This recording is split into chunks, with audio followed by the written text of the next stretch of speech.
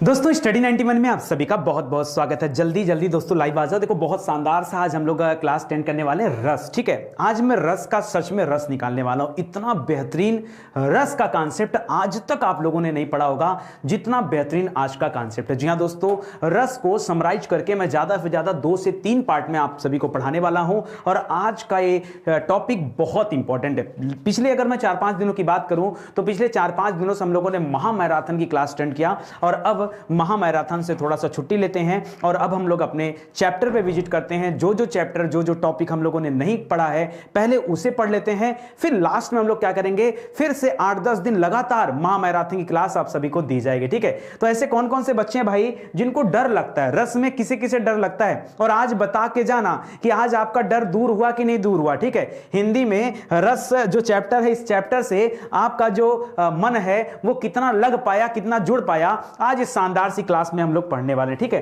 तो चलिए स्टार्ट किया जाए। एकदम शानदार सी क्लास है। पहला सवाल ये रहा आपकी स्क्रीन पर। मैं मान के चलता हूं कि हो सकता हो कुछ बच्चे ऐसे हों जिन्होंने रस के बारे में पहले से पढ़ रखा हो, या हो सकता है कुछ बच्चे ऐसे हों जिन्होंने आज तक रस के बारे में कुछ नहीं पढ़ा होगा। ठीक है, लेकिन ये वीडियो देखने के बाद चाहे आप पढ़े हो, चाहे आप ना पढ़े हो, चाहे आपको समझ में आता है, चाहे आपको समझ में नहीं आता है, कोई फर्क नहीं पड़ता।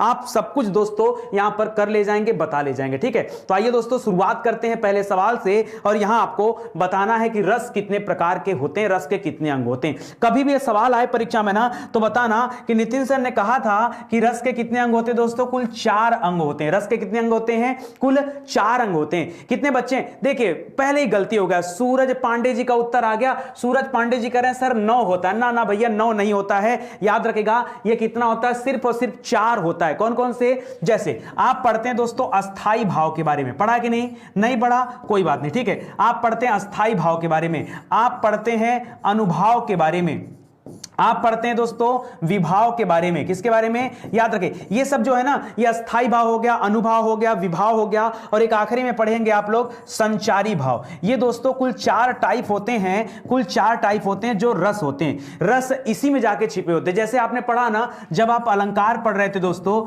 जब आप अलंकार पढ़ रहे थे तो आपने क्या पढ़ा कि अलंकार सिर्फ 2 टाइप का, एक शब्दालंकार, एक अर्थालंकार, यही पढ़े थे ना। बस वैसा ही कुछ यहां पे है, वैसा ही कुछ यहां पे है। जैसे मैंने आपको संधि के टाइप में क्या बताया था दोस्तों कि संधि में आपको 3 पॉइंट पढ़ना है। एक पढ़ना है स्वर संधि के बारे में, एक पढ़ना है व्यंजन संधि के बारे में, और एक पढ़ना है विसर्ग संधि के बारे में। यह अलग बात है कि जब आप स्वर के अंदर जाते हैं तब आपको दीर्घ मिलता है, गुण मिलता है, वृद्धि मिलता है, यण मिलता है, अयादि मिलता है। यह अलग बात है कि जब आप शब्द और अर्था में जाते हैं अलग अलग, तो आपको वहां पर अलग अलग पार्ट्स देखने को मिलते हैं। ठीक है, लेकिन होता आपका यही है। ठीक है, इसी प्रकार से जब मैंने आपको समास पढ़ाया था, क्या पढ़ाया था? समास पढ़ाया था, तो वहां भी बताया था दोस्तों। ठीक है, कि कैसे आपका क्या होता है दोस्तों, कैसे आपका तत्पुरुष समास होता है, और तत्पुरुष के अंतर्गत ही क्या आता है दोस्तों, आपका कर्मधारय और द्विगु दोनों आ जाता है। ठीक है, इसके अलावा आपका द्वंद्व समास हो जाता है, अव्ययी भाव समास हो जाता है, और क्या हो जाता है दोस्तों, बहुब्रीहि हो जाता है। ठीक है, तो यहां पे आप मोस्टली कितने पार्ट पढ़े थे दोस्तों? 4 पार्ट आपने पढ़ा था। बस ऐसे ही याद रखेगा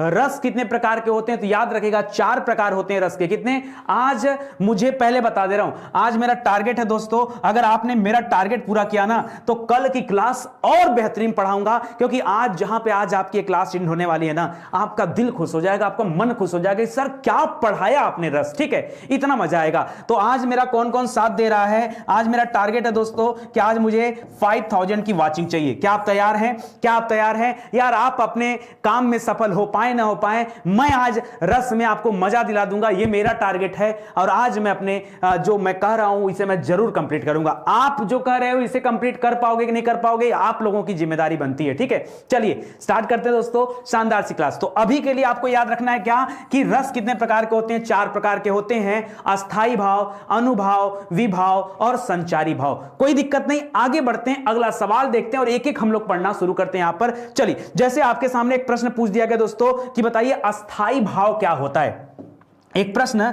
आपके सामने बन गया, अस्थाई भाव क्या होता है। तो दोस्तों अस्थाई भाव में देखिए दो चीज यहां पे दिए गए, एक तो क्या लिखा हुआ है, एक शब्द अस्थाई, दूसरा शब्द है भाव। अस्थाई का तात्पर्य क्या होता है, यहां पर अस्थाई का तात्पर्य प्रधान से होता है और भाव का तात्पर्य भाव से होता है। यानी जहां पर भाव प्रधान हो दोस्तों उसे अस्थाई भाव कहा जाता है। यानी भाव प्रधान मतलब क्या, जहां पे ऐसा भाव हो जिससे रस की प्रधानता नजर आती हो, रस की प्रधानता नजर आती हो दोस्तों, वहां पे क्या माना जाता है, वहां पर अस्थाई भाव माना जाता है। कुछ नहीं है, एकदम सिंपल साधारण शब्दों में बता रहा हूं। कोई भी पूछे अस्थाई भाव माने क्या होता है, अस्थाई माने परमानेंट, अस्थाई मींस परमानेंट, और अस्थाई भाव का मतलब याद रखें प्रधान भाव। यानी किसी भी जहां वाक्य में हमें रस की प्रधानता अगर देखने को मिल रही है तो रस की प्रधानता जहां जहां होगी वहां वहां यह कंफर्म है कि अस्थाई भाव होगा। एकदम इसको आप याद कर लीजिए, ठीक है। चलिए अगला सवाल पढ़ते हैं और अगले सवाल पे देखते हैं कि और आपसे क्या पूछा जा रहा है। आपसे पूछा जाता है परीक्षा में कि अस्थाई भाव की कुल संख्या कितनी होती है, ठीक है। दोस्तों बड़ा कंफ्यूजन इस टॉपिक को लेकर, याद रखेगा कहीं कहीं लिखा अस्थाई भाव की संख्या 9 होती है और कहीं कहीं लिखा दोस्तों अस्थाई भाव की संख्या 11 होती है। अब बच्चा आप हो गए परेशान कि सर हम कितना माने, हम 9 माने या हम 11 माने। ये बता रहा हूं, ये ज्यादातर जगह पे लोगों को कंफ्यूजन होता है कि अस्थाई भाव की संख्या 9 या अस्थाई भाव की संख्या 11 होती है, ठीक है। तो याद रखें दोस्तों, वैसे आप मुख्यतः देखेंगे तो अस्थाई भाव की संख्या 9 ही मानी जाती है, इसीलिए इन्हें नवरस कहा जाता है, ठीक है। क्या कहा जाता है, नवरस कहा जाता है। अब आप सोचेंगे 9 से 11 होने का मतलब कोई 2 यहां पर ऐड हो गए, तो दोस्तों उन 2 का नाम क्या है जो लोग ऐड करते हैं, याद रखेगा कई बार कहा जाता है वात्सल्य रस। कौन सा, वात्सल्य रस। यहां पर एक और रस आ गया है और एक आ गया भगवद विषयक। कौन सा, भगवद विषयक, ठीक है, भगवद विषयक रस। ये 2 रस दोस्तों कई बार लोग अलग से जोड़ देते हैं इस 9 में, इसीलिए इनकी संख्या बढ़कर 11 हो जाती है। लेकिन आपको क्या मानना है, कभी भी आपसे पूछा जाए कि रस के अस्थाई रस में रस की संख्या 9 नहीं होती, ना, यही तो आप गलती करते हैं। जैसे अभी एक बच्चा बताया था ना कि रस की संख्या 8 होती है, रस की संख्या 9 होती, ना भाई ना, रस की संख्या 4 होती है। रस 4 प्रकार के होते हैं, उसमें जो अस्थाई भाव होता है वो अस्थाई भाव 9 प्रकार का होता है, ना कि रस 9 प्रकार के होते हैं। कंफ्यूज मत होइए, ठीक है। उसके अस्थाई भाव जो हैं वो अस्थाई भाव 9 प्रकार के होते हैं, इसको याद रखेगा। तो आपसे कभी भी परीक्षा में पूछे तो आप बताइएगा कि भैया कितनी होती है संख्या इसकी, 9 होती है। अरे भाई 9 होती है तभी तो इसे नवरस कहा जाता है। क्या कहते हैं, नवरत्न नहीं कहते हैं, नवरत्न नहीं, नौ रस कहा जाता है, क्योंकि रसों की संख्या, रसों में अस्थाई भाव की कुल संख्या याद रखेगा कितनी, तो याद रखेगा 9 होती है। कोई जो 2 एक्स्ट्रा होता है वो भी अगर आपसे पूछ दे तो बताइए वात्सल्य रस और भगवत गीता मत बोलिएगा, भगवत विषयक रस, ये आपके 2 होते हैं जिनकी संख्या जोड़ने के बाद यहां पर संख्या कितनी हो जाती है, 11 हो जाती है। दोस्तों वो जो 9 रस हैं वो मैं आपको यहां पे दिखा रहा हूं और आपसे क्या पूछता है, आपसे अस्थाई भाव पूछता है। देखिए क्या पूछता है, समझिए बात को। जैसे हमने पढ़ा रस के बारे में और हमने पढ़ा रस 4 प्रकार के होते हैं, जिसमें पहला रस हम लोग पढ़ रहे हैं दोस्तों अस्थाई भाव, यही पढ़ रहे हैं ना, अस्थाई भाव, ठीक है। तो याद रखिएगा यहां पे जो रस होते हैं दोस्तों ना, इसमें अस्थाई भाव भी होते हैं। जैसे आपने पढ़ा होगा श्रृंगार रस के बारे में, तो परीक्षा में पूछता है दोस्तों कि श्रृंगार रस का अस्थाई भाव क्या होता है, ऐसा प्रश्न बनता है। जैसे इसमें से पूछ दिया कि बताइए विभत्स का अस्थाई भाव क्या होता है, तो इसको याद रखेगा। कभी भी आपसे श्रृंगार रस का अस्थाई भाव पूछे, मैं चाहता तो इसको यार नोट क्वेश्चन बना देता, मैंने कहा नहीं, बच्चों को बेवकूफ नहीं बनाना है, हमको आज अच्छे अच्छे प्रश्नों पर बातचीत करना है यार। मसाला क्लास थोड़े है, क्लास का पर्पज क्या, जैसे नितिन सर ने ये सोच के आज क्लास से पढ़ा रहे हैं कि आज मैं रस के बारे में आपको पढ़ाऊंगा और आपको रस पूरा जीवन के लिए याद हो जाएगा। आप कोई भी कॉपी किताब उठा के देख लेना, किसी का नोट्स उठा के देख लेना, धरती की कोई भी किताब उठा के देख लेना, आगे रस में आपको कोई टेंशन होने वाला नहीं है। जैसे बाकी के चैप्टर में कोई टेंशन नहीं है, वैसे यहां पर कोई टेंशन होने वाला नहीं है। बस एक बार आप सभी से निवेदन, हाथ जोड़ करके वीडियो को शेयर जरूर करें, लोगों को बताइए कि हाँ यहां पे क्लास चल रही है, लोगों को जानना चाहिए, ठीक है। चलिए तो देखिए यहां पर क्या हो जाता है दोस्तों, याद रखिए रति। ऐसे ही दोस्तों दिया है करुण। करुण माने क्या होता है, करुण माने होता है रोना, कोई ऐसा मुद्दा आ गया है जिस पर लोग वियोग में हैं, रो रहे हैं, ठीक है। तो करुण का याद रखेगा करुण का क्या हो जाता है, यहां पर करुण का जो अस्थाई भाव निकल कर आता है वो होता है क्या, शोक होता है। ऐसे रौद्र, रौद्र माने जैसे आप पढ़ते हैं ना भगवान शिव का रौद्र रूप, ठीक है, तो रौद्र से बनता है क्रोध, याद रखेगा यहां पर क्या बनेगा दोस्तों, क्रोध, ठीक है, याद रखेगा। जैसे रौद्र में ये वाला लाइन देखिए, ये वाला लाइन, ये क्रोध हो जाता है। ऐसे हास्य का क्या हो जाता है दोस्तों, हास्य का अस्थाई भाव हास हो जाता है या हंसना, ठीक है। वीर का क्या हो जाता है दोस्तों, देखिए वीर रस, वीर रस मतलब जहां जोशीलेपन की बात हो जाए दोस्तों, जोश में, रण पढ़ते होने से राणा प्रताप के घोड़े से, ऐसे पढ़ते ना यारी, या आपने पढ़ा खूब लड़ी मर्दानी वह तो झांसी वाली रानी थी, ठीक है, तो जब ये होता है वीर रस, ठीक है, तो याद रखेगा यहां वीर रस का जो अस्थाई भाव आता है ये क्या आता है दोस्तों, ये आता है उत्साह, क्या आता है, उत्साह। तो इसे याद रखेगा, ये आपसे अस्थाई भाव परीक्षा में खूब पूछा जाता है, बहुत पूछा जाता है। अरे हम तो बहुत कठिन कठिन आपको पढ़ाने वाले हैं, हम तो चलेंगे अभी आगे बताएंगे एक से एक कैसे नायक नायिका को लेकर के जो उनकी वीर अवस्था है उसके बारे में आज हम लोग पढ़ा जाएगा। बहुत बहुत मतलब आपके मन लायक आज की क्लास है, ठीक है। चलिए सर पीडीएफ नहीं मिल पा रही, कृपया मदद कीजिए मुकेश जी, अभी पढ़ाने पे मुझे ध्यान देने दीजिए, अभी बाद में सब इशू देख लेंगे, अभी आप खाली मन लगा के पढ़ते चलिए, ठीक है। अगला दिया शांत रस। देखिए शांत रस जब जब ये बड़े आसान होते हैं, इनको हर बच्चा याद रखता है, ठीक है, लेकिन इधर वाले बड़े कठिन होते हैं। जैसे शांत का, अब शांत का अस्थाई भाव लोग बहुत गलतियां करते हैं, मुझे नहीं पता क्यों करते, लेकिन याद रखें शांत रस का जो अस्थाई भाव होता है वो होता है निर्वेद। क्या होता है, निर्वेद। क्या होता है दोस्तों, शांत रस का अस्थाई भाव क्या हो जाता है, निर्वेद हो जाता है। भयानक रस की बात करेंगे तो भयानक में भय लगता है, इसीलिए इसका अस्थाई भाव क्या हो जाता है, भय हो जाता है। विभत्स, देखिए विभत्स माने क्या होता है, मतलब जैसे होता है ना, मान लीजिए कोई पशु मर गया है, उस पे चिड़िया जो है उसको मतलब कौवे वगैरह गिद्ध वगैरह तो नोच नोच उसके मांस को खा रहे हैं, जिसको देख करके आपके मन में घृणा आ जाए, ओहो, ठीक है, तो घृणा, इसको बोलते हैं विभत्स। क्या बोलते हैं, विभत्स। तो इसका जो अस्थाई भाव होता है बहुत डिफिकल्ट लोगों को लगता है, मुझे नहीं पता क्यों लगता है, लेकिन आप याद रखेगा इसको जुगुप्सा बोलते हैं। क्या बोलते हैं, जुगुप्सा। और अद्भुत यानी आश्चर्य, कोई ऐसा कार्य जिसमें अद्भुत रस का वर्णन होता है, तो अद्भुत के लिए याद रखेगा एक तो यहां पे विस्मय देता है कभी कभी, और कभी कभी दोस्तों अद्भुत का अस्थाई भाव आश्चर्य भी देता है। क्या देता है, आश्चर्य भी देता है। इसके बाद आता है वात्सल्य, ठीक है, तो वात्सल्य रस जो होता है दोस्तों, इसका अस्थाई भाव, देखिए वात्सल्य रस के अस्थाई भाव को कभी कभी हम वात्सल्य भी मानते हैं, ठीक है, एकदम सेम टू सेम उतार देते हैं, वात्सल्य का वात्सल्य भी मानते हैं, या कभी कभी इसको रति भी माना जाता है, इसको भी याद रखेगा। और जो भक्ति होता है दोस्तों, इसी का हो जाता है भगवत विषय। क्या हो जाता है, भगवत विषय, ठीक है, भगवत विषय, ठीक है। तो याद रखें दोस्तों, ये आपके इधर वाले जुड़ जाते हैं आकर के, ठीक है। तो आप अगर नंबरिंग करेंगे दोस्तों, तो देखिए 1 नंबर, 2 नंबर, 3 नंबर, 4 नंबर और 5 नंबर, ठीक है।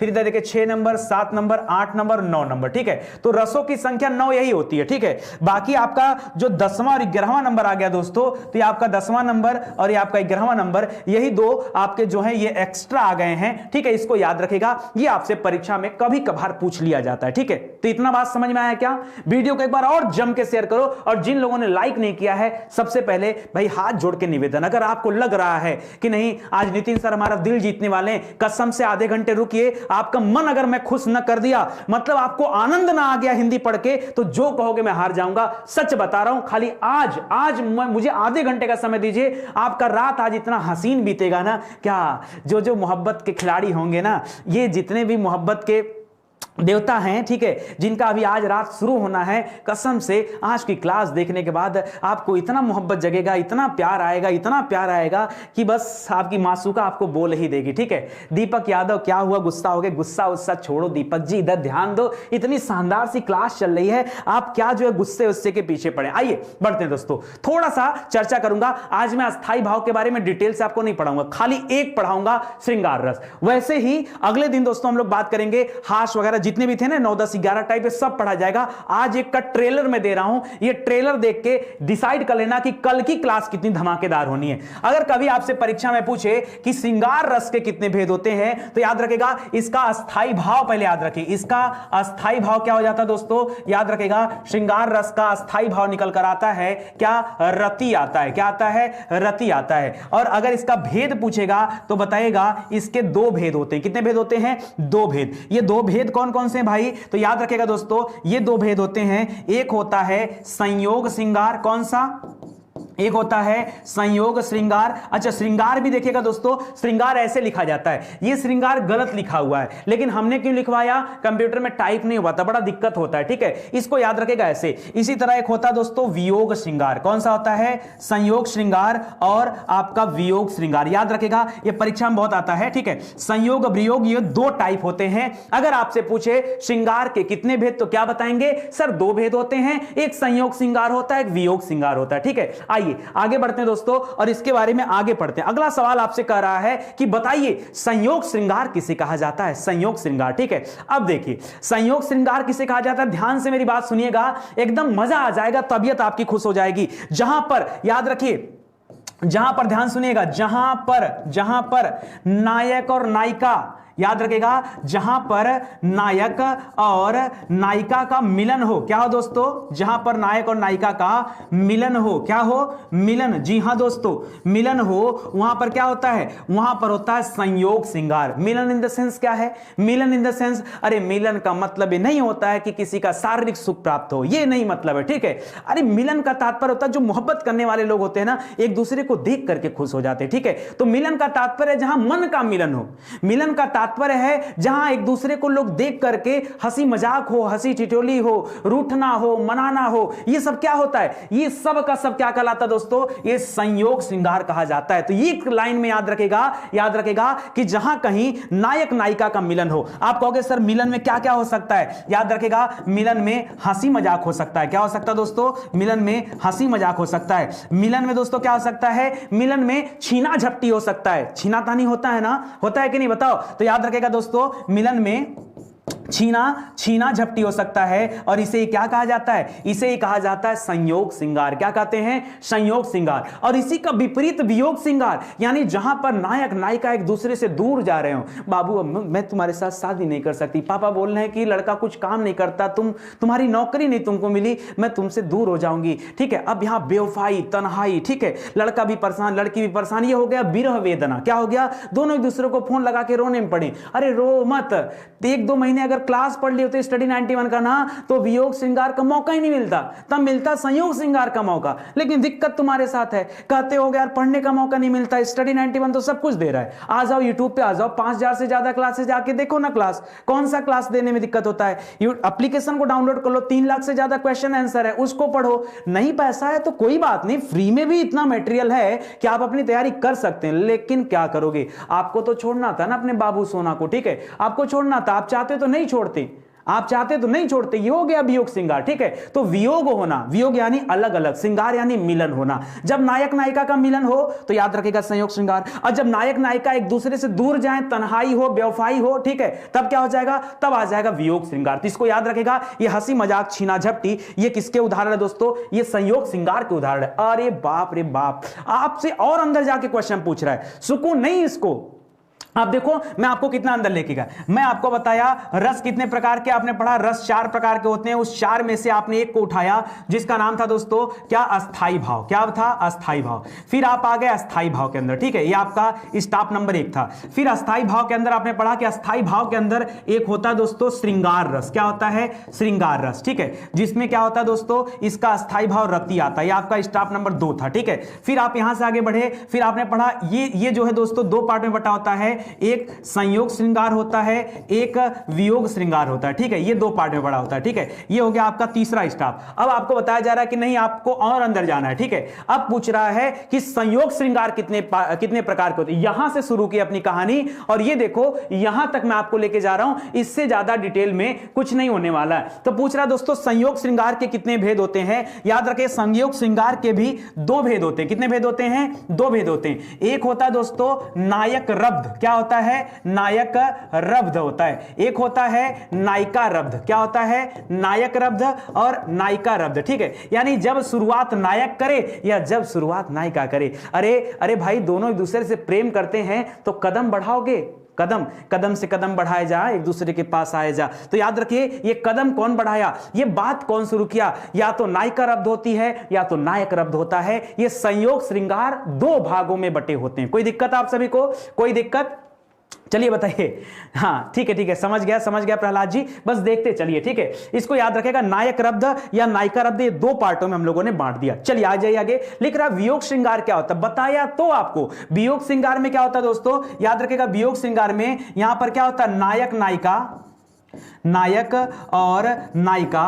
और नायिका एक दूसरे से दूर जाते हैं, एक दूसरे से क्या होते हैं, एक दूसरे से दूर जाते हैं, याद रखेगा। और जब ये दूर जाते हैं तो क्या होता है दोस्तों, तब वहां पे होता है वियोग श्रृंगार। ठीक है, या फिर ऐसे कर सकते हैं कि जब कभी नायक नायिका एक दूसरे से मिलने के लिए तड़प रहे हो, ठीक है, तड़प ये इश्क किया, मिलने के लिए क्या हो, तड़प रहे हो, तब यहां पर क्या होता है दोस्तों, यहां पर भी क्या होता है, वियोग श्रृंगार होता है। कई सारी मूवी और कई सारे रोमांटिक गाने आपको याद आ रहे होंगे। ठीक है, अरे दो चार गाना बताओ यार, मुझे तो समय नहीं मिलता, कम से कम आप ही बता दो कमेंट करके, ठीक है, ताकि मैं पढ़ तो लूं। और वीडियो नहीं शेयर करोगे क्या, अरे करो भाई करो, जल्दी शेयर करो। आज का टारगेट आपको नहीं याद है, अरे टारगेट को पूरा करो, आगे बढ़ाओ, जल्दी से आगे बढ़ाओ, शानदार क्लास चल रही है। ठीक है, चलिए और बताइए। ठीक है सर, नायिका क्यों, अर्जुन जी पूछ रहे हैं आजमगढ़ से, सर नायिका क्यों खून चूसती है? भाई नायिका खून नहीं चूसती है, उतना तो फर्ज बनता है ना, नायिका आपके शरीर की खून बढ़ाती भी है,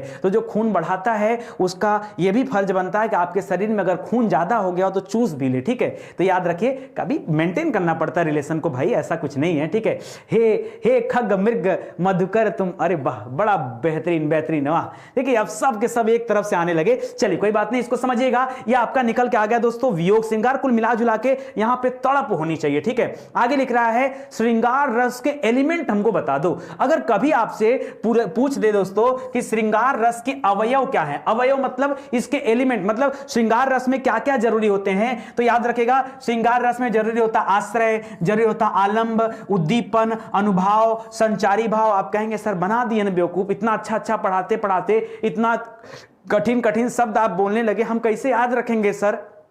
अरे याद रखोगे भाई, घबराओ मत, ये कुछ नहीं लिखा है, ये अभी एक उदाहरण लूंगा, खत्म हो जाएगा। सुनो, देखो आश्रय क्या होता है, एक बात बताओ, छोड़ो आप कह रहे हो मुझे नहीं आता ना, चलो इसको हम कट कर दे रहे हैं। ठीक है, चलो आपको नहीं आता, क्या टेंशन है, कोई टेंशन नहीं, मैं आपसे पूछ रहा हूं, एक बात बताओ, हमको क्या करना है ना, हमको आज यही बोर्ड पे श्रृंगार रस पैदा करते हैं। ठीक है, इसी बोर्ड पे पैदा करते हैं। मान लीजिए यहां पर क्या है, एक नायक है। ठीक है, तो आपको पहले बताइए श्रृंगार रस पैदा करने के लिए क्या क्या जरूरत होगा। आप कहोगे सर एक नायक मिल जाए, एक नायिका मिल जाए, हीरो हीरोइन पिक्चर बनाना है कि नहीं, तो याद रखेगा, यानी आपको एक नायक मिल जाए और एक क्या मिल जाए दोस्तों, नायिका मिल जाए, तो आपका काम चल जाएगा। ये आपने कहा। ठीक है, मैंने बस उसी में मेरा एक शब्द जोड़ लीजिए, आपका काम हो जाएगा। एक शब्द जोड़ लीजिए, मैंने कहा भैया जो नायक है ना आपका, ये जो नायक है ना सर, इसी नायक को आश्रय कहा जाता है। क्या कहा जाता है? इसी नायक को आश्रय कहा जाता है, जो नायिका को अपने गले से लगाकर उसे आश्रय देता है। ये नायक कौन होता है? नायक नायिका को अपने गले से लगाकर उसे आश्रय देता है। तो याद रखेगा, ये नायक जो होता है ना, यही क्या कहलाता है दोस्तों, यही आश्रय कहलाता है। और ये जो नायिका होती है ना, इसी को आलंबन कहते हैं। क्या बोलते हैं? इसी को आलंबन कहते हैं। भाई कुछ कठिन नहीं है, मैंने आपसे कहा भाई एक शब्द मेरा याद कर लो, नायक ही क्या होता है, नायक ही याद रखेगा आश्रय होता है, और ये जो नायिका होती है ये आलंबन होती है। भाई ये गई नायक से ऐसे जाके चिपक के खड़ी हो गई, ठीक है, बाहों में बाहों डाल के, क्यों सुकून मिल रहा है उसे, ठीक है, प्रेम है, मोहब्बत है, ठीक है, तो याद रखेगा ये क्या हो गया, ये नायक नायिका, बस इसी को दोस्तों आश्रय कहा जाता है, इसी को आलंबन कहा जाता है। क्या कठिन बोल दिया मैंने इसमें, ठीक है, मैंने ऐसा क्या कठिन बोल दिया जो आपको नहीं याद आ रहा था? मैं तो पहले ही बोला कि आज मैं आपको रटा के जाऊंगा, आप ही नहीं मान रहे थे मेरी बात को। सुनो ध्यान से आगे। अब बात आता है, सर कहो कि आपने इसको काट करके भी इसका काम तमाम कर दिया। चलो काम तमाम कर दिया तो इसको मार दो गोली, दो खत्म हो गए। अब आपके सामने तीन बातें बची है, उद्दीपन बचा है, अनुभाव बचा है, और संचारी भाव बचा। चलो एक बात बताओ, हम लोगों को पिक्चर बनाना था, हम है डायरेक्टर और आप भी डायरेक्टर हैं, दोनों डायरेक्टर हैं, हम भी डायरेक्टर हैं, आप भी डायरेक्टर हैं। नहीं आप डायरेक्टर हैं, हम मूवी में काम करने वाले एक हेल्पर है, समझ लीजिए, आपकी मदद कर रहे हैं। अब आपको बनानी पिक्चर, अब आपको पिक्चर बनानी एकदम बढ़िया लव स्टोरी बनानी। क्या करनी दोस्तों? आपको एक लव स्टोरी क्या करनी है, मूवी बनानी। ऐसा रस आपने नहीं पढ़ा होगा, क्यों? क्योंकि आज तरीका अलग है मेरा पढ़ाने का, आज तक मैं खुद ही ऐसे नहीं पढ़ाया कभी जिंदगी में, ठीक है, पहली बार ऐसे पढ़ा रहा हूं। सुनना ध्यान से, आपको एक लव स्टोरी मूवी बनानी है। अब आपको लव स्टोरी मूवी बनानी है, आपको अपने पिक्चर के लिए क्या मिल गया, मूवी के लिए एक नायिका मिल गया, एक नायिका मिल गई, ठीक है, दो मिल गए। अपनी हिंदी भाषा में हम बोलेंगे, हिंदी के मास्टर आदमी, हम कहेंगे आपको अपना आश्रय मिल गया और आपका अपना आलंबन मिल गया पूरा, ठीक है।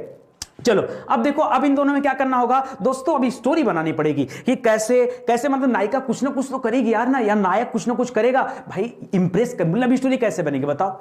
दोनों में से किसी ना किसी को क्या इंप्रेस करना पड़ेगा। कैसे इंप्रेस करना पड़ेगा दोस्तों? अरे मैं कहूं अब यही सब आपको सिखाना रह गया, आपको पता नहीं कैसे लड़कियों को इंप्रेस करते हैं, या जो लड़कियां उनको नहीं पता कैसे लड़कों। अरे इतना सीरियस होकर क्यों पढ़ते, मैं पहले बता दिया, मेरे हिंदी क्लास में मेरा अलग रूप आपको देखने को मिलता है, इसको लेकर के मुझे जज मत करना। जो लोग मेरे हिंदी की क्लास को देख करके मुझे जज करेंगे, कुछ मिलने वाला नहीं है, ठीक है, मैं ऐसा ही हूं, ठीक है। तो एक बात बताओ, आप दोनों लोगों को पता है कि यहां पर क्या किया जा सकता है। जैसे मान लीजिए जब आप पहली बार स्कूल कॉलेज में आते हो, घर से निकल करके पढ़ने जाते हो, पहली बार जब जिंदगी में निकले होगे घर से, कोचिंग में गए होगे, तो बड़ा मन सा होता है कि कोई हमारी गर्लफ्रेंड बन जाए, ठीक है। सेम वैसा फीलिंग क्या होता है, लड़कियों का भी होता है, बस कोई एक अच्छा सा हमारा बॉयफ्रेंड मिल जाए। मतलब किस लिए होता है यार, थोड़ा सहयोग होगा, ठीक है। ऐसा कुछ गलत इंटेंशन से मत कुछ सोचिए, सब अच्छे इंटेंशन सोचिए, सब अच्छा होता है, ठीक है। तो देखिए यहां पर होता क्या दोस्तों, इस लव स्टोरी में दो तीन बातें होती। जैसे कभी मान लीजिए किसी लड़की ने, मतलब किसी नायिका ने क्या कर दिया, कोई चेष्टा की।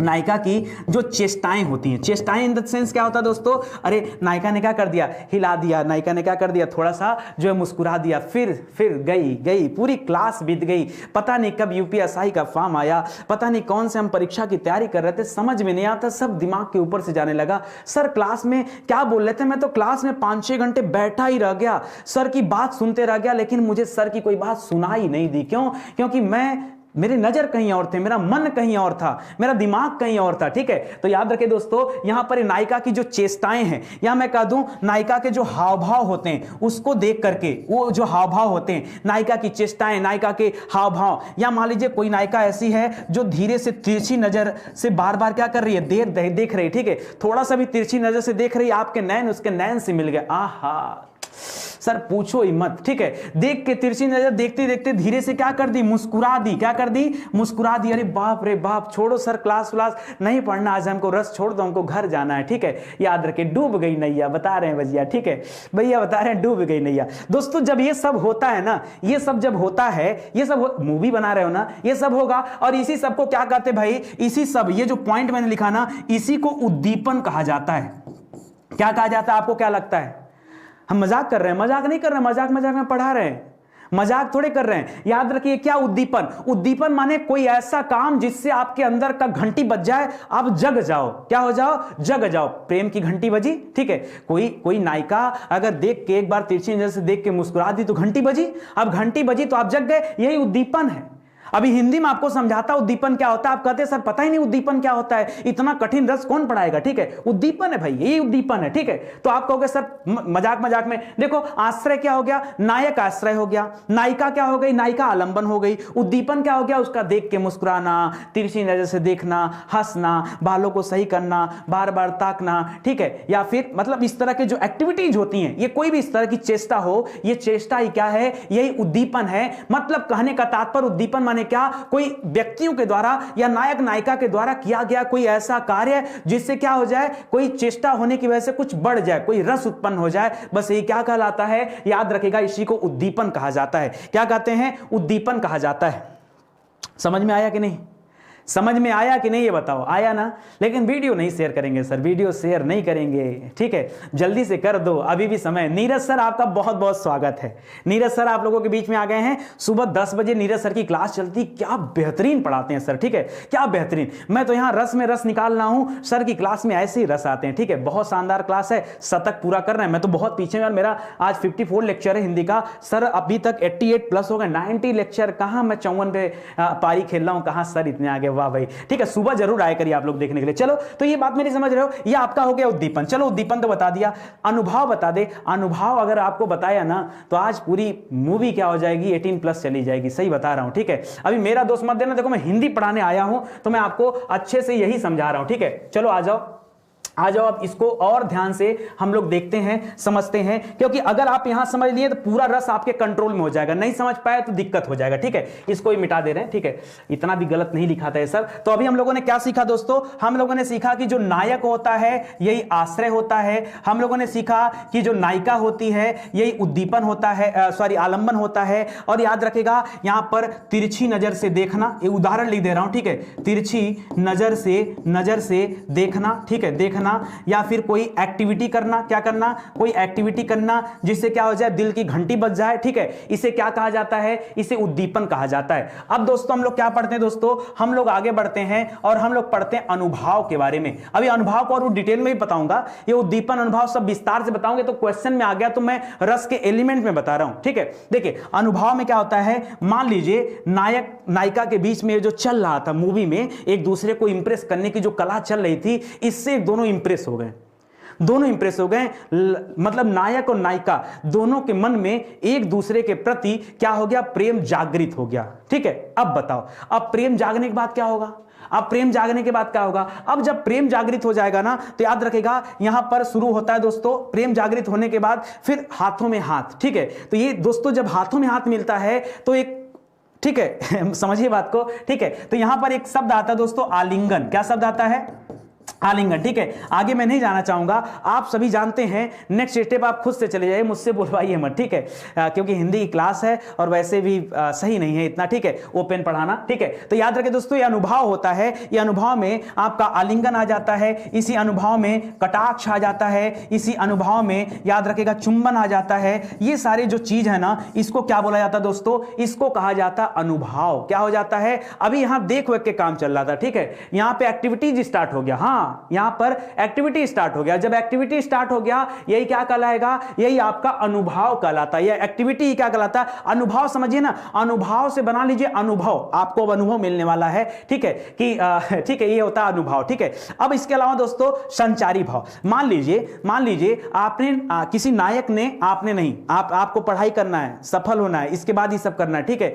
आपको ये सब नहीं करना, बहुत मार खाएंगे, ठीक है। सुनिए, मान लीजिए कोई नायक है, कोई नायिका है, ठीक है, पहले दोनों एक दूसरे को प्रपोज किए, सब मेंटेन हो गया, फिर लोगों ने क्या किया, दोनों का मिलन हो गया। मिलन होने के बाद क्या होगा, जब मान लीजिए एक दूसरे को आलिंगन किया, आलिंगन माने मोहब्बत से, प्रेम से एक दूसरे को गले लगाया, तो गले लगाने के बाद जब अलग हुआ जाता है ना, तो याद रखिए वहां पैदा होता है संचारी भाव। क्या पैदा होता है, जब कभी इस एक्टिविटी के बाद कोई अलग होता है, जैसे मन में थोड़ा सा लज्जा आता है, ठीक है, गले लगने के बाद अक्सर नायिका को देखते होंगे, नायिका छोड़ के भाग जाती है, ठीक है, तो याद रखिएगा दोस्तों यहां पर कैसा भाव आता है, यहां पर लज्जा का भाव आता है, कैसा आता है, यहां पर लज्जा का भाव आता है, या फिर क्या हुआ, यहां पर हर्ष का भाव आया, हर्ष मतलब बहुत ज्यादा खुशी है, हर्ष विषाद का भाव आ गया, ठीक है, मन में लड्डू फूटना चालू हो गया, ठीक है। तो ये याद रखिएगा दोस्तों, ये आपके एलिमेंट्स हो जाते हैं। और यहां पर हम लोगों ने देखा कि श्रृंगार रस के एलिमेंट क्या क्या होते हैं, श्रृंगार रस के एलिमेंट्स हम लोगों ने देखा, ठीक है। चलिए आ जाइए आगे बढ़ते हैं, अगला सवाल करते हैं। देखिए लिख रहा है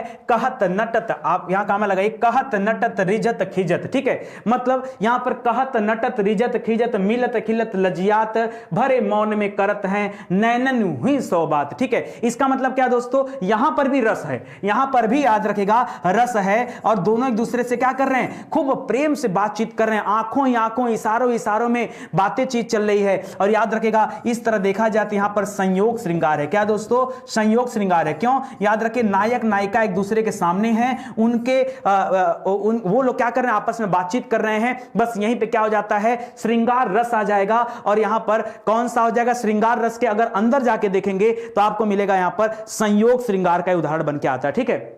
चलिए आगे बढ़ते हैं। मेरे तो गिरधर गोपाल दूसरो न कोई, जाके सिर मोर मुकुट मेरो पति सोई, ठीक है। देखिए दोस्तों ये कथन आपने सुना होगा, ये मीराबाई की लाइन है, किसकी लाइन है दोस्तों, ये मीराबाई की लाइन है, ये मीराबाई की याद रखिए द्वारा लिखित लाइन है। और इसमें मीराबाई क्या करी, मेरे तो गिरधर गोपाल, मतलब मेरे सिर्फ भगवान श्री कृष्ण है, दूसरा और कोई नहीं है। तो देखिए ये विरह वेदना है, यहां पर मीराबाई क्या कर रही हैं, यहां पर रो रही हैं, किसको पाने के लिए, अपने कृष्ण को, यहां तक कि कृष्ण को भगवान स्वरूप नहीं। अब मीराबाई, जबकि मीराबाई का विवाह हो चुका था, उसके बाद भी मीराबाई अपना घर द्वार त्याग करके भगवान की भक्ति में लीन हो गई, और मीराबाई भगवान श्री कृष्ण को अपना पति मान बैठी। क्या लिखा है, करा मेरे तो गिरधर गोपाल दूसरो न कोई, मेरे कौन है, मेरे सिर्फ गिरधर गोपाल हैं, इसके अलावा इस दुनिया में मेरा कोई नहीं है, जाके सिर मोर मुकुट मेरो पति सोई, ठीक है। तो याद रखे दोस्तों, यानी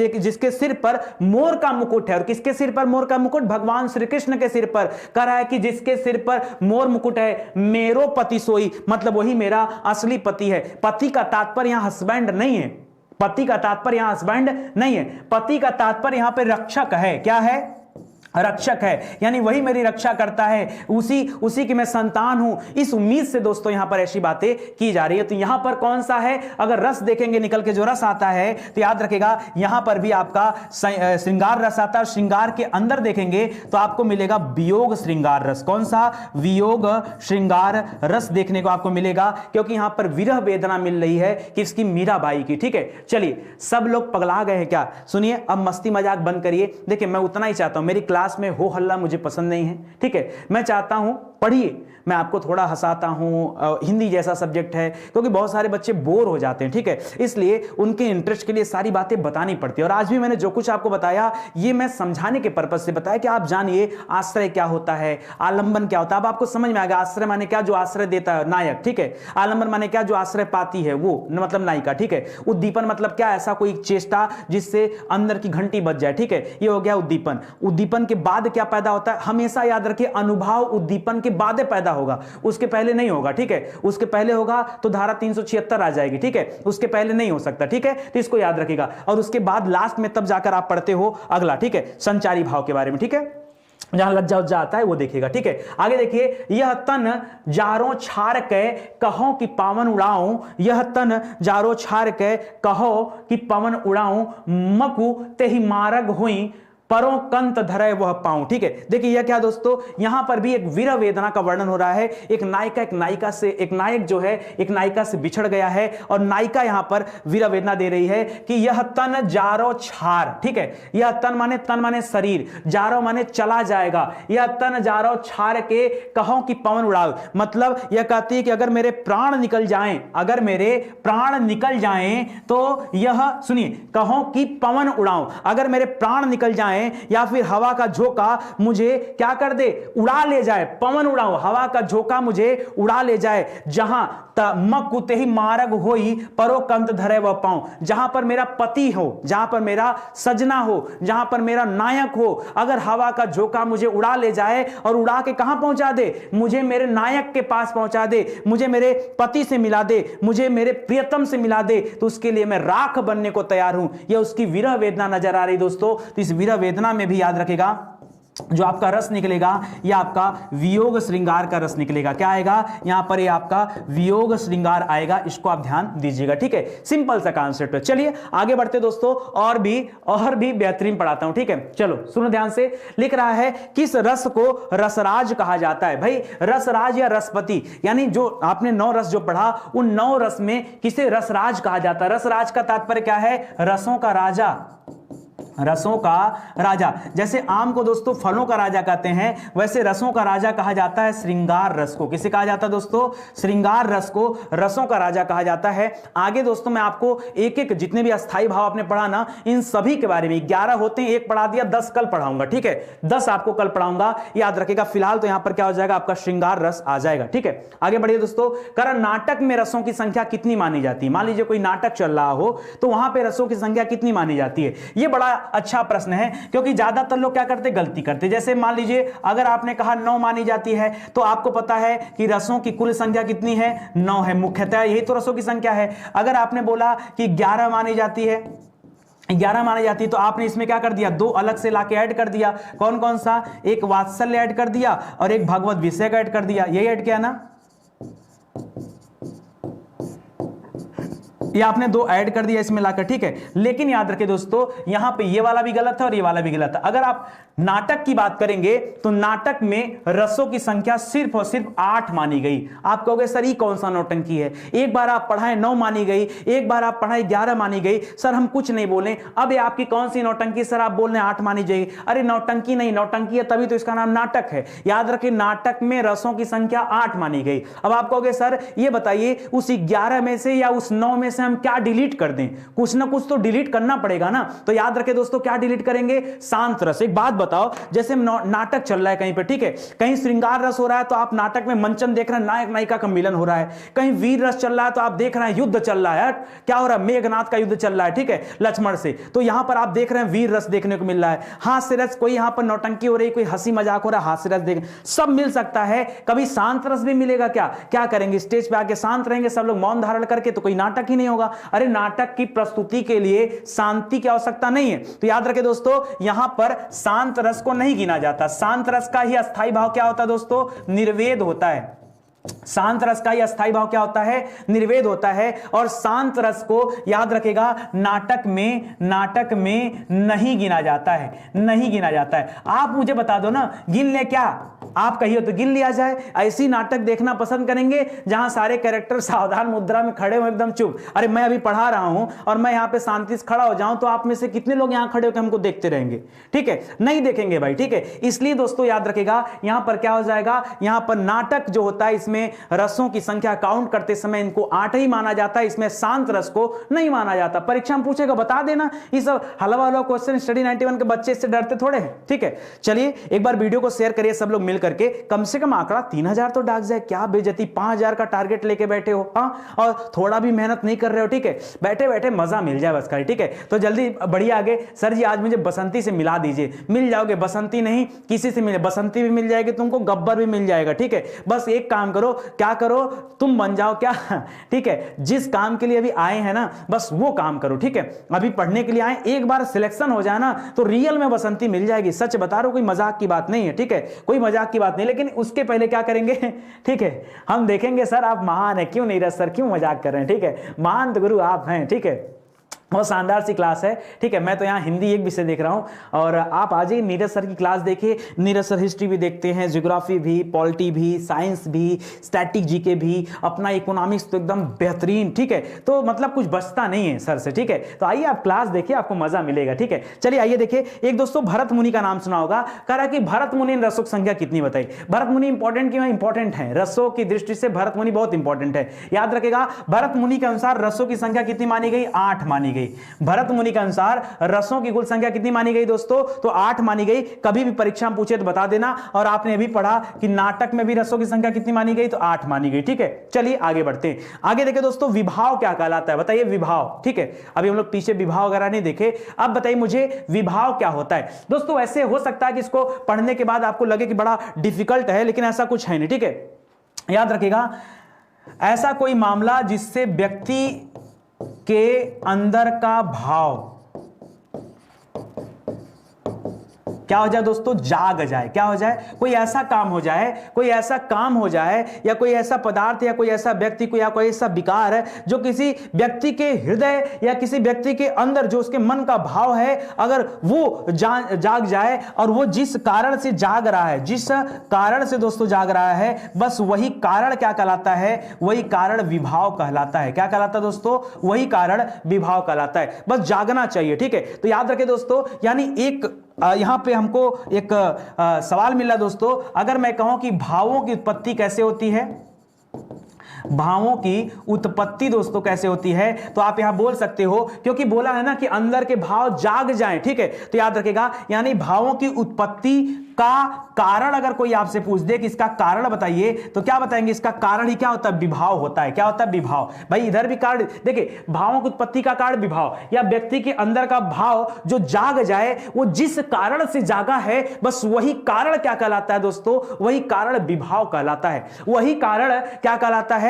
विभाव कहलाता है। अब मुझे पता है आप कहोगे सर विभाव के वो बता दीजिए, उदाहरण बता दीजिए। आइए उदाहरण पे चर्चा करते हैं। अच्छा, उदाहरण से पहले एक बात और सुन लीजिए, ये कितने प्रकार के होते हैं। मैं आपको क्या बताने जा रहा हूं दोस्तों, ये विभाव कितने प्रकार के होते हैं। तो याद रखें दोस्तों, विभाव जो होते हैं 2 प्रकार के होते हैं। कितने होते हैं? 2 प्रकार के होते हैं। ठीक है, मात्र 2 प्रकार के होते हैं। एक होता है दोस्तों, एक होता है आलंबन विभाव। क्या होता है? आलंबन विभाव। और एक होता है दोस्तों उद्दीपन विभाव। क्या होता है? आलंबन और उद्दीपन। पीछे दोस्तों आपको कुछ याद आ रहा होगा, सर आपने आलंबन तो पढ़ाया था, सर आपने बताया था कि आश्रय में क्या होता है? नायक आश्रय होता है, क्योंकि वो आश्रय देता है, और नायिका क्या होती है? नायिका आलंबन होती है, वही आके गले लगती है। सर ये तो आपने बताया था ना। अच्छा, अच्छी बात है भैया, हमने बताया, आपको याद आ गया टाइम से। क्या बात है भाई, बहुत अच्छी बात है। तो याद रखे दोस्तों, यहां पे आलंबन में क्या हो जाता है दोस्तों, तो ये जो नायिका थी ना यही आलंबन होता है सर। फिर आपने कहा सर हमको उद्दीपन भी पता है, आपने बताया था हम लोग मूवी बनाने जा रहे थे नायक नायिका का, तो ये नायक नायिका के बीच में जो चेष्टाएं होती हैं, जो इशारा होता है, जो तिरछी नजर में देखा जाता है एक दूसरे को, जो एक दूसरे को देखकर मुस्कुराया जाता है, बस सर यही, ये जो आंख वांख मारते हैं ना, यही सब क्या होता है, उद्दीपन होता है। ठीक है, उद्दीपन। ठीक है, तो यहां पर आप क्या बोल सकते हो, उद्दीपन के केस में याद रखेगा, उदाहरण ही लिख लीजिए, ज्यादा सही रहेगा, आपको याद भी रहेगा। ठीक है, आपने देखा जो सर आपने बताया था तिरछी नजर, ठीक है, तिरछी नजर, या फिर क्या, या फिर मुस्कुराना, या फिर क्या, या फिर मुस्कुराना, या फिर क्या, कोई चेष्टा। ठीक है, कोई चेष्टा, याद रखेगा, ये सब क्या कहलाता है सर, यही सब तो उद्दीपन कहलाता है। ये तो सर आप बता चुके हैं, चलिए बता चुके हैं तो बढ़िया है। ठीक है, आगे बढ़ते हैं दोस्तों, आगे पढ़िए। अगला लिख रहा है दोस्तों, आलंबन विभाव क्या होता है। आलंबन विभाव क्या होता है, बता तो दिया। आलंबन विभाव में क्या होता है, हमने बता दिया, आश्रय। आश्रय किसे कहा जाता है दोस्तों, वो नायक को कहा जाता है। आप कह सकते हैं दोस्तों, ऐसे अपने भाषा में बता दीजिए आलंबन विभाव किसे कहा जाता है। याद रखिए, जिसका सहारा पाकर या जिसकी सहायता से, जिसकी सहायता से, याद रखिए, जिसकी सहायता से या जिसका आलंबन, आलंबन जानते हैं ना, जैसे कि इस चीज के सहारे कोई चीज बनता है तो, ठीक है, तो किसका, जिसका सहारा पाकर क्या होता है दोस्तों, जिसकी सहायता से अस्थाई भाव जागते हैं। क्या होते हैं दोस्तों, अस्थाई भाव जागते हैं। ठीक है, जागते हैं, उसे आप एक लाइन में क्या बोल सकते हैं दोस्तों, उसे आप कह सकते हैं आलंबन। क्या कह सकते हैं, आलंबन। अब देखिए, जैसे पीछे हमने बताया कि आलंबन नायिका थी। नायिका कैसे थी दोस्तों, समझिए, जो नायक था ना, ये नायिका का सहारा पाकर ही उसके अंदर क्या हो रहा था, चेष्टा जाग रही थी। नायिका नहीं होती तो चेष्टा काहे का जागता, बताइए आप मुझे। आपके पास, जिसके पास कोई नायिका नहीं है, जिसके पास कोई गर्लफ्रेंड नहीं है, बताओ उसका क्या जाग रहा है, कुछ नहीं जाग रहा है। ठीक है, उसको दिन रात पढ़ाई करना, उसका एक ही लक्ष्य है। ठीक है, तो ये है, तो आप बात को समझिए यहां पर। ठीक है, तो यहां पर क्या हो जाएगा दोस्तों, याद रखेगा, तब मैंने ये बताया था, यानी जिसकी सहायता से अस्थाई भाव जाग जाते हैं। अस्थाई भाव में वही रति आपने पढ़ा, जैसे रौद्र का क्रोध पढ़ा, करुण का जो है रोना पढ़ा, ये जो पढ़ा दोस्तों, वो अस्थाई भाव जिसकी सहायता से जागते हैं, उसी को हम क्या कहते हैं, यहां पर कहते हैं आलंबन। तो आप एक तरह से कह सकते हैं कि जो नायक और नायिका होती है ना, ये एक दूसरे को हेल्प करते हैं, क्या करने के लिए, जगाने के लिए। तो एक तरह से इन दोनों को हम आलंबन विभाव के अंतर्गत रखते हैं। ठीक है, याद रखेगा, ये आपको समझ में आ गया। ठीक है, अगला सवाल ध्यान से पढ़िए और बताइए कि सर आलंबन विभाव कितने प्रकार के होते हैं। सर कितना अंदर जाके आप पढ़ाने का सोच रहे हैं, हमको तो सर यही नहीं समझ में आ रहा है। अरे स्टडी 91 है भैया, स्टडी 91 है, बहुत शानदार सी क्लास चल रही है, लेकिन आप लोग आज मेरा मन नहीं पूरा किए। ठीक है, वीडियो को शेयर कर देते ना, थोड़ा और बच्चे आ जाते, बहुत अच्छा लगता।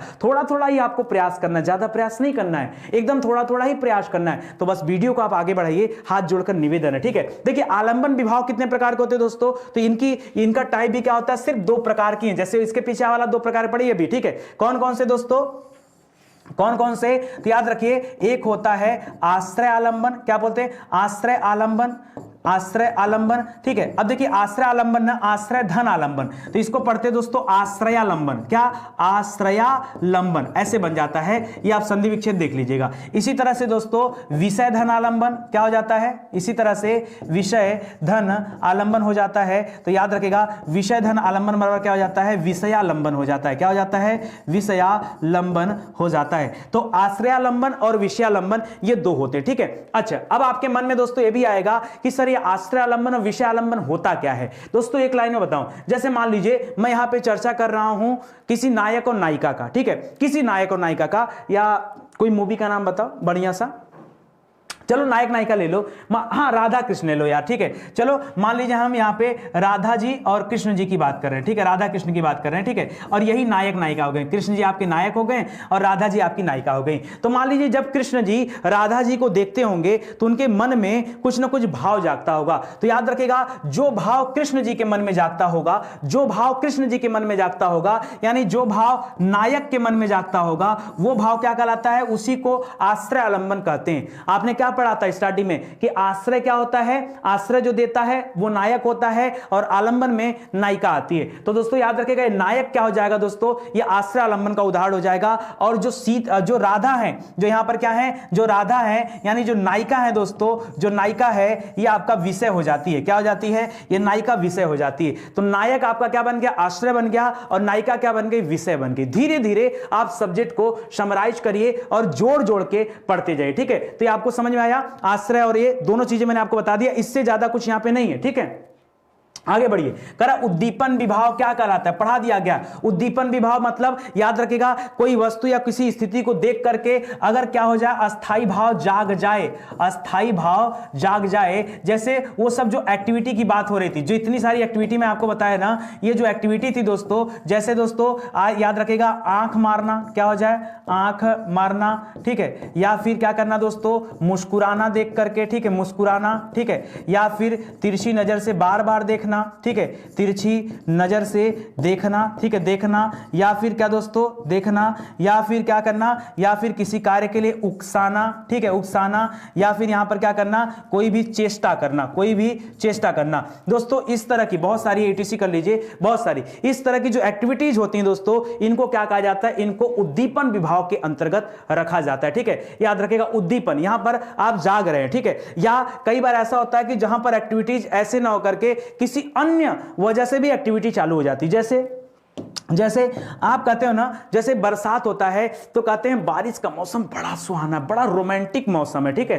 तो दोस्तों आपके अनुसार क्या होता है दोस्तों, आपके अनुसार ये जो बरसात का मौसम है, ये जो बरसात का मौसम है, ये बड़ा रोमांटिक होता है, क्या होता है दोस्तों, ये ऐसा आप कहते हो, ठीक है, ऐसा आप कहते हो कि क्या होता है, बरसात का मौसम बड़ा रोमांटिक है। तो याद रखिए, कुछ ऐसे कंडीशंस होते हैं, मतलब कुछ ऐसी स्थितियां परिस्थितियां होती हैं जहां आपको ऐसा महसूस होता है। या जैसे मान लीजिए चांदनी रात है, ठीक है, चांदनी रात है और एकदम मस्त सुहाना हवा चल रहा है, ठीक है, तो ऐसा जो मौसम होता है दोस्तों, चांदनी रात की कंडीशन, ठीक है। तो याद रखिएगा ये, या फिर आप मान लीजिए कहीं हिल स्टेशन पे घूमने चले गए हैं, वहां पे ठंडी ठंडी हवा बह रही है तो आपका मन बड़ा अच्छा फील होता है। या कहीं आप एकांत बैठे हैं, सपोज करिए किसी समुद्र किनारे बैठे हैं और उधर से ठंडी हवाएं चल रही हैं, आपको बड़ा अच्छा फील होता है कि काश आज मेरे साथ कोई होता, ठीक है, तो ये दिन कितना अच्छा होता है। ये जो भावनाएं हैं दोस्तों, यही आपका क्या है, उद्दीपन है। यही क्या है, उद्दीपन, यानी इसकी हो सकता है आप इसकी वजह से जाग जाएं, हो सकता है आप प्रकृति की वजह से जाग जाएं, ये दोनों के दोनों क्या कहलाएंगे, ये दोनों के दोनों आपके उद्दीपन कहलाएंगे, ठीक है। या आपने कहा नायिका एक दिन सुबह सुबह क्या आ गई, ठीक है, आज शैम्पू करके बकायदे बाल वाल खोल करके, ठीक है, क्या हो गई, अब बताइए, आ गई आपके कोचिंग में, ठीक है, आप डिस्टर्ब, आज आप परेशान हो गए कि बाप रे बाप में क्या है, ठीक है। तो वही वाली बात है, घर से निकलते ही कुछ दूर चलते ही, आगे नहीं बताएंगे हम, ठीक है। तो याद रखें दोस्तों, यहां पर क्या आ जाता है, ये आपका उद्दीपन विभाव आ गया, क्या हो गया, उद्दीपन विभाव हो गया। सिंपल सी बात है यार, इससे ज्यादा तो कुछ है नहीं यहां पे। चलो आ जाओ आगे बढ़ते दोस्तों, अनुभव के बारे में पढ़ लेते हैं। अनुभव बताया, तो अनुभव के बारे में मैंने आपसे कहा कि वो सारी चेष्टा होने के बाद जो आगे आप कर रहे थे वो आपका अनुभव है। याद रखिए, अनुभव हमेशा उद्दीपन के बाद आता है, क्या आता है, उद्दीपन के बाद आता है। ये तो सिंपल सी बात है ना भाई, जब एक दूसरे को प्रपोज कर दोगे तब अनुभव आएगा, तब क्योंकि अनुभव में आता है अनुभव में क्या आता है, आ जाता है अनुभव में दोस्तों, यहां पर दोस्तों एक दूसरे के साथ जो है लगाव बढ़ जाता है, ठीक है, यहां पर एक दूसरे को गले लगाना, प्रेम मोहब्बत से बातें करना, ये सब आ जाता है, तो ये अनुभव में आ जाएगा, ठीक है। तो याद रखें दोस्तों, ये आपका अच्छा सवाल हो गया, इसको याद रखेगा, ठीक है। चलिए आगे बढ़ते हैं दोस्तों। आगे पूछता है दोस्तों, अनुभव कितने प्रकार का होता है, बहुत पढ़ना है भाई आपको, ठीक है। अनुभव कितने प्रकार का होता है, तो याद रखें दोस्तों, अनुभव होते हैं दोस्तों 4 प्रकार के। कितने होते हैं अनुभव के, कुल टाइप्स कितने होते हैं, 4 होते हैं। जैसे में आपने पढ़ा होगा सात्विक अनुभव, क्या होता है, सात्विक अनुभव। ऐसे ही आपने पढ़ा होगा दोस्तों वाचिक, ठीक है, सात्विक अनुभव, वाचिक अनुभव, ठीक है। इसके अलावा कायिक अनुभव, क्या पढ़ा होगा, कायिक अनुभव। और चौथा होता है आहार्य, क्या होता है, आहार्य। दोस्तों ये 4 टाइप आप पढ़ेंगे, किसके बारे में, अनुभव के बारे में। किसके बारे में दोस्तों, अनुभव के बारे में। बहुत शानदार सा है, ठीक है, इसको याद रखेगा, ये आपका अनुभव हो जाएगा। एक बात बता दूं, पता है रस चैप्टर बहुत इंपॉर्टेंट है, जो लोग भी तैयारी कर रहे हैं ना, ये बहुत डिफिकल्ट चैप्टर है। इस डिफिकल्ट चैप्टर को मैं इतने आसान भाषा में पढ़ा रहा हूं, इससे ज्यादा आपको क्या चाहिए। देखिए एक एग्जाम्पल के तौर पर आपको समझा रहा हूं कि दोस्तों अगर कोई पूछे कि सात्विक अनुभव क्या होता है, कोई पूछे, अभी इसके बाद में बात करेंगे, लेकिन फिर भी आज आपका टाइम समाप्त होने वाला है, तो एक टॉपिक हम लोग बात कर ही लेते हैं कि सात्विक अनुभव होता क्या। मान लीजिए कोई आपसे पूछ दे कि भाई अनुभव तो जान गए, अनुभव में आपने क्या क्या पढ़ा, अनुभव में क्या क्या होता है दोस्तों, अनुभव में क्या होता है दोस्तों, यहां पर क्या होता है, आलंबन होता है, क्या होता है, आलंबन, ठीक है। या फिर आप कह सकते हो अपने भाषा में पढ़ेंगे तो आपको मिलेगा गले लगाना, क्या होता है, गले लगाना, ठीक है। आलिंगन बोल दो सबसे अच्छा, ठीक है, क्या बोल दो, आलिंगन, आलिंगन करना, गले लगाना, ठीक है, या फिर आपने लिख लिया चुंबन करना, ठीक है। तो याद रखिएगा इस तरह की कोई एक्टिविटीज होती है ये आपके कहां पर आ जाती है, ये अनुभव में आ जाती है। अनुभव के अंदर जो सात्विक अनुभव होता है, याद रखिएगा जब शारीरिक चेष्टाएं होती हैं, क्या होती है दोस्तों, जब कभी शारीरिक चेष्टाएं होती हैं, ठीक है, जब कभी शारीरिक चेष्टाएं होती हैं, ठीक है, तो याद रखिएगा दोस्तों वहां पे क्या आता है, वहां पे आपका आता है सात्विक अनुभव। याद रखिए, सिंपल सी एक लाइन बताया, हो सकता है आपको डिफिकल्ट लगे लेकिन फिर भी मैं बता रहा हूं, ठीक है, कुछ कंडीशंस बता रहा हूं दोस्तों जिसको पढ़ करके आपको लगेगा कि हाँ सात्विक अनुभव क्या होता है, आप समझ जाएंगे। जैसे मैं आपसे कहूं, कुछ लोग हमेशा इसको गलत लेते हैं, भाई गलत मत लीजिए, मैं आपको कुछ पॉजिटिव चीजें बताता हूं, आपको बिलीव हो जाएगा। जैसे मान लीजिए आपने पेपर दिया, आपने एग्जाम दिया, एग्जाम के बाद आपका रिजल्ट आ गया और रिजल्ट में आपने अपना नाम पढ़ लिया, रिजल्ट में आपने अपना नाम पढ़ लिया। होगा ऐसा, ऐसा होगा, ऐसा आपके साथ होगा कि जब आप रिजल्ट देखोगे तो आप रिजल्ट में अपना नाम पढ़ोगे। ये बताओ नाम पढ़ने के बाद कैसा महसूस हो रहा है, वो अंदर की खुशी बताओ। अब आप रिजल्ट देखने के बाद आप स्तब्ध हो रहे कि मेरा सिलेक्शन हो गया, मेरा सिलेक्शन हो गया, ये आप स्तब्ध हो गए, आपके कदम जो चल रहे थे वो रुक से गए। आप फील करो, खाली अंदर से फील करो, ठीक है। तो कभी कभी क्या होता है, अति प्रसन्नता के कारण, अति प्रसन्नता के कारण, अति प्रसन्नता के कारण, ठीक है, हम कुछ बोल नहीं पाते। हम क्या कर पाते हैं दोस्तों, हम बोल नहीं पाते, हम बोल नहीं पाते हैं, हम स्तब्ध हो जाते हैं, हम स्तब्ध हो जाते हैं, हम हमारे पैर रुक जाते हैं, क्या हो जाते हैं, रुक जाते हैं। ऐसा होता है, ये खुशी के मारे आप ऐसे जा रहे थे, आपने देखा मेरा रिजल्ट आ गया, मैं सिलेक्ट हो गया, मतलब इतनी खुशी कि आपके आवाज जो होते हैं वो आपके लड़खड़ाने लगे। दोस्तों ये क्या है, ये सात्विक अनुभव है भाई, ये आपके क्या है, सात्विक अनुभव। या आपने कई बार ऐसा हुआ आपके साथ, मान लीजिए कुछ ऐसा हो गया कि आप ऐसे रोड से जा रहे थे और तब तक खुदा न खास्ता कुछ ऐसा हुआ कि बगल में एक्सीडेंट हो गया, चलती गाड़ी में आप देख रहे हो कि आदमी सही सलामत ऐसे जा रहा है और तब तक क्या हुआ, आप देख लिए एक्सीडेंट। अब आप डर के मारे, आप भय के मारे, भय के कारण आप कांपने लगे, भय के कारण आप क्या लगे, कांपने लगे। तो दोस्तों ये जो कांपना है ना, ये कांपना क्या है, ये भी आपका अनुभव है, ये भी आपका अनुभव है। खाली गले लगाना नहीं अनुभव है, खाली आलिंगन नहीं अनुभव है, ये भी अनुभव है, ये अनुभव है, ये सात्विक अनुभव के अंतर्गत आते हैं। या फिर आप ऐसा, अब इसके बाद क्या हो रहा है दोस्तों, डर के मारे आपकी आवाज नहीं निकल रही, आप कुछ बोलो, मतलब आपको जैसे एकदम सदमा लग गया हो। आपने उस एक्सीडेंट को देख करके आपको लगा कि जैसे सर मुझे सदमा लग गया। ये सदमा लगना, न बोल पाना, भय के कारण, सब क्या, ये सब इसी के अंतर्गत आता है, ठीक है। या फिर कभी ऐसा होता होगा दोस्तों, मान लीजिए आपने किसी को प्रपोज किया, बड़ा मन से प्रपोज किया। जब आप प्रपोज करने किसी को जाते हैं, पता है कि आज बड़ा सोच के आया, बड़ी तैयारी करके आया कि आज मैं बोल दूंगा, आज मैं आई लव यू बोल के रहूंगा। और जैसे ही सामने पहुंचा उसके बाद क्या हुआ, हाथ पैर कांपने लगे, हाथ पैर कांप, समझ में नहीं आ रहा है कि क्या बोलना है, ठीक है। याद रखिए, तो ऐसी दोस्तों जब कंडीशन, मैं लिखना जरूरी नहीं समझता, ठीक है, तो याद रखिए जब इस तरह की कंडीशन आती है कि किसी को प्रपोज करते समय या अपने प्यार का इजहार करते समय ये जो हाथ पैर कांपने लगते, कई लोग होते हैं उनको पसीने छूटने लगते हैं, आवाज नहीं निकलती, पसीने, हाँ भाई हाँ, याद रखिए। तो ये सब क्या होते हैं, सब सात्विक अनुभव के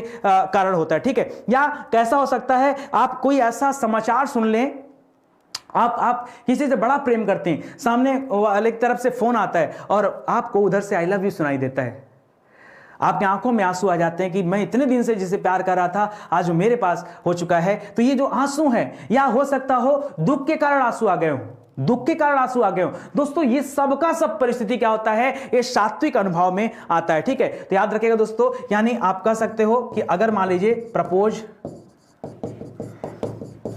करते समय ये जो क्या होती है, आवाज, जबान लड़खड़ाती है, जबान लड़खड़ाना, ठीक है, लड़खड़ाना, या फिर क्या, या फिर पसीने होना, पसीने होना, ठीक है, या फिर शरीर का कांपना, ठीक है, कांपना, या फिर हकलाना, बोलते समय हकलाना। दोस्तों ये सब जो एक्टिविटीज होती है, यही सब एक्टिविटी क्या कहलाती है, ये सात्विक अनुभव कहलाते हैं। क्या कहलाते हैं, सात्विक अनुभव, ठीक है। उसकी शिल्पी सिंह जी बोल रही हैं अगर उसकी शादी का कार्ड मिल जाए क्या बात, क्या बात, मेरे मन में एक बार आया मैं बोलूं, फिर सोचा नहीं यार दिल टूट जाएगा बच्चों का, ठीक है, दिल टूट जाएगा, दिल मत तोड़ो।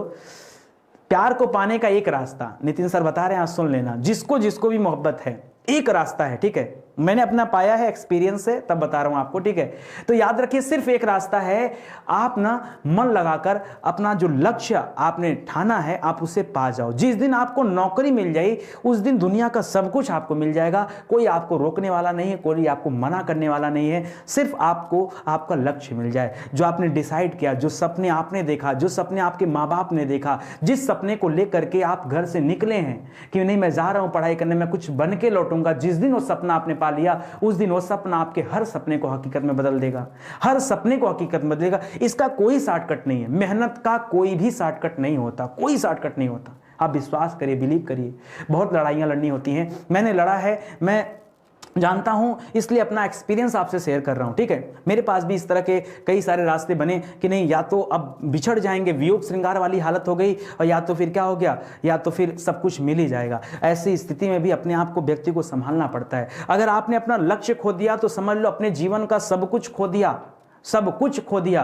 तो थोड़ा सा पेशेंस रख करके, ठीक है, मेहनत से, लगन के साथ आपको काम करना चाहिए, मन से पढ़ाई करना चाहिए, तब जा करके एक बार जब आप मन से काम करते हो ना तो, और आपका देखो दो चीजें होती हैं, आप अपना कर्म सही ढंग से करो और आप सच्ची मोहब्बत करो तो सारी कायनात आप दोनों को मिलाने में जुट जाएगी। और अगर आप दोनों नहीं मिल रहे हैं ना, मतलब आपके अंदर या जो भी है कुछ ना कुछ कमी है जिसकी वजह से भगवान आपका मिलन नहीं होने देना चाहते, ठीक है। तो आप समझिए बातों को, सारी कायनात खुद एक तरफ हो जाती है कि नहीं ये मिलन होना चाहिए। और ऐसा तब होता है जब आप सही रास्ते पे होंगे, जब आप सही काम कर रहे होंगे। सब संभव है, कठिन कुछ भी नहीं है, लेकिन बढ़िया से क्या करो, जो है अच्छे से पढ़ाई करो। और मोहब्बत अगर करनी है ना, सच बताऊं, मोहब्बत करनी है अपनी किताबों से करो, मोहब्बत करनी है तो अपनी पढ़ाई से करो, दिल लगी रखनी है अपने काम से रखो, बहुत आनंद आता है, बहुत आनंद आता है, ठीक है। तो चलिए आज की क्लास यही लव स्टोरी की क्लास, सर आज पूरा लव स्टोरी आप सिखा दिए,